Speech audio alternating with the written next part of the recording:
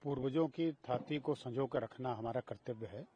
और जिस प्रकार से श्री राम जन्मभूमि आंदोलन के दौरान अनेक प्रकार के योजना रचना बनाई गई, उस दौरान पत्थरों की नक्काशी इतने भव्य मंदिर निर्माण के लिए की गई। और इस नक्काशी के कार्य में जिस प्रकार से मशीनरी उपयोग हुए, यानी कि कटर मशीन हो या उस समय के जो भी मशीनरी रही हो, उन सबको संरक्षित रखना हम सबका कर्तव्य है।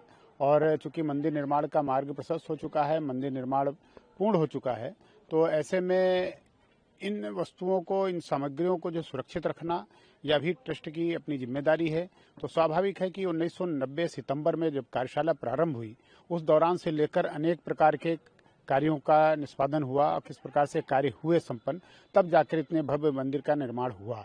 तो ऐसे कटर मशीन जो है जिसे 1993-94 में स्थापित किया गया था, वो रामघाट की कार्यशाला में, और साथ ही साथ जो रामसेवकपुरम की कार्यशाला वो भी 1998 में स्थापित हुई।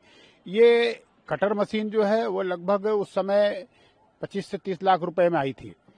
अब जो है इनको संरक्षित करना, इनको सुरक्षित रखना, यह सब जो है अपनाया जा रहा है। और अभी चूंकि पत्थरों के काटने का कार्य है और तमाम तरह के कुछ और भी छोटे मोटे काम होंगे, लेकिन जब ये सारे संपन्न हो जाएंगे कार्य, उसके बाद इनको सुरक्षित और संरक्षित रखा जाएगा। ऐसा प्रयास ट्रस्ट के द्वारा किया जाएगा। देखिए, इतिहास जो है स्वाभाविक है कि 1984 से लेकर 1992 तक ढांचा ध्वस्तीकरण तक जिस प्रकार से लोगों का सहयोग रहा, ठीक उसी प्रकार से सितंबर 1990 में जब कार्यशाला स्थापित हुई, उस समय 2 कारीगरों ने पत्थर पर नक्काशी करने का काम प्रारंभ किया था।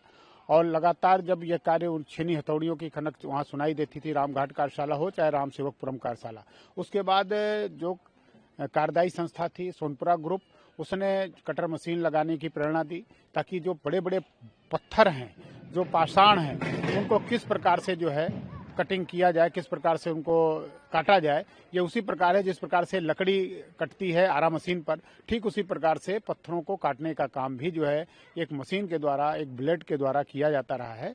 और एक व्यापक उसमें ये कार्य संपन्न हुआ। 1 लाख घनफुट पत्थर जो है इस पर कटिंग हुआ और उसके बाद नक्काशी हुआ। और आज जो हम सबके सामने है कि इतने बड़े भव्य दिव्य मंदिर के निर्माण में उसका उपयोग किया गया।